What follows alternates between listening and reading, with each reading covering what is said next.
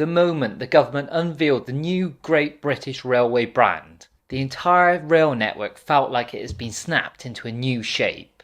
Because while most people were still debating whether the trains needed a new paint job, inside the announcement hall, there was a sense that something bigger had been set in motion. Something meant to redraw the story of the public's transport across Britain.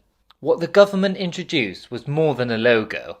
They revealed a bold red, white and blue livery inspired by the Union flag, a revived double arrow symbol, and a unified visual identity that will appear on everything from trains to station signage to the new national ticketing app.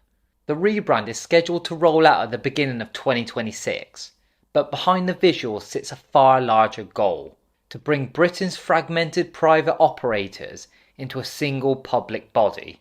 Great British Railways, combining infrastructure with services and digital systems into one organisation for the first time since the 1990s.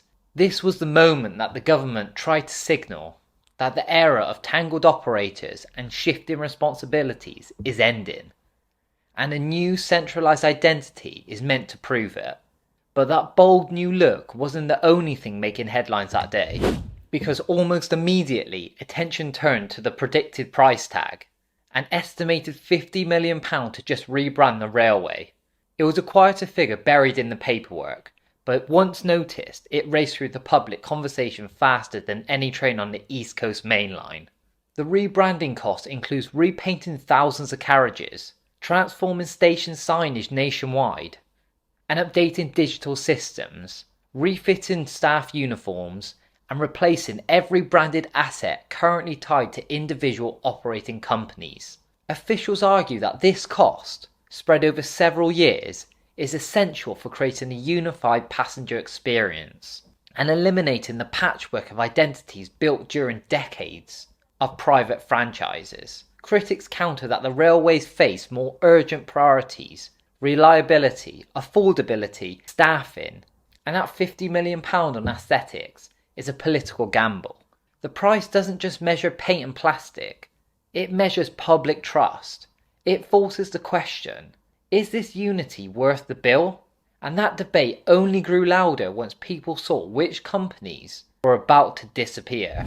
Because this rebrand isn't just cosmetic, it marks the quiet dismantling of Britain's private rail franchise system.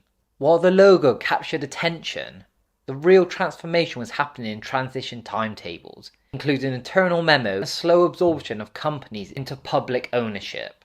Under the new Railways Bill, operators like West Midlands Trains, Govia Thameslink Railway, Chiltern Railways and Great Western Railway are scheduled to be folded into public control between 2025 and 2027. Several others are already there, joining a growing list of publicly run services that now carry millions of passengers. Great British Railways will take responsibility for both infrastructure and operations. This will remove the decades-old separation between the railway networks and private franchise operators. This marks the most significant structural overhaul since rail privatisation in the mid-1990s. This signals a full system reset, a promise that one organisation, not a dozen, will finally be accountable when trains run late, or don't run at all. Another piece of the story was about to reshape expectations entirely. Because GBR isn't just repainting trains, it's rebuilding how passengers interact with the railway altogether. While the physical rebrand grabs the eye, the digital rebrand quietly changes the daily rhythm of how people move, book, and travel. The incoming Great British Railways app replaces a patchwork of operator-specific booking systems with a single, unified platform.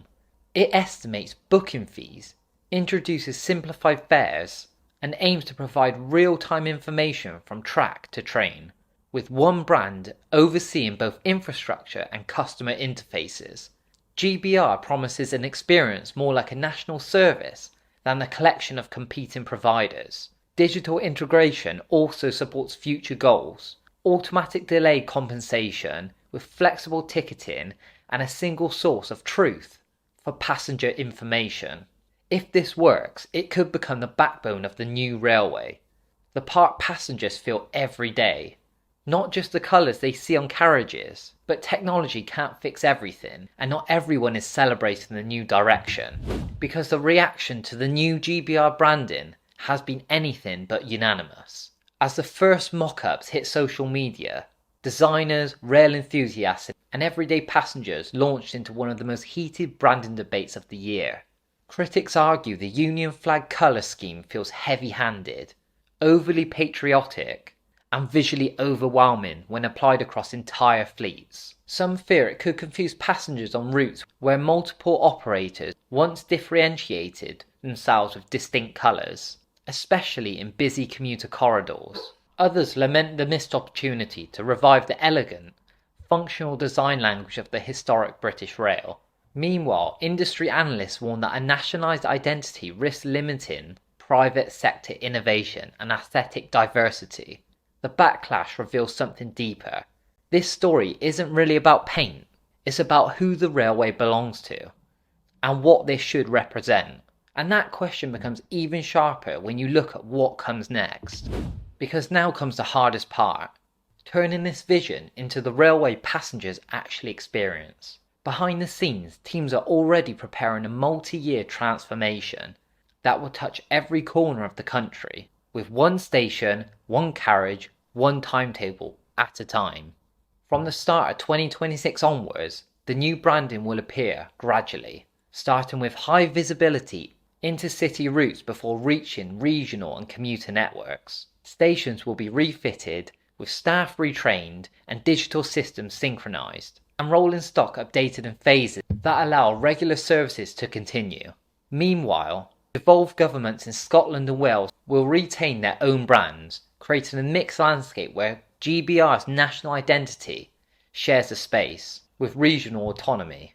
The rollout is designed to be steady, not sudden, to keep the network operational while its personality changes around it. This phase will determine whether the rebrand either becomes a symbol of renewal or a reminder of promises too large to deliver. And that leads to the final question hanging over the entire project. The Great British Railway rebrand isn't just a fresh coat of paint, it's the opening move in a decade-long attempt to rebuild the railway from the inside out, with one identity, one operator, one digital platform, and a price tag that has already sparked debate. Some see it as a reset long overdue, others view it as a political statement disguised as a design. But either way, it marks a turning point, because as the new colours roll out and the franchises fade away, Britain is stepping into a new chapter of public ownership, one that will be judged not by how trains look, but by how they run. And with the first services beginning their transition and the countdown to 2026 underway, the real question now is simple. Will this be the moment the railways finally reconnect with the people they serve, or just the start of another long journey? Either way, the next update is already on the horizon, and it's likely to change the conversation all over again. If you enjoyed the breakdown of this story, and you want more videos just like this, make sure that you like the video, subscribe to my channel, and comment below your thoughts on this. If there's any other topics that you think that you want me to cover, also put this in the comments below.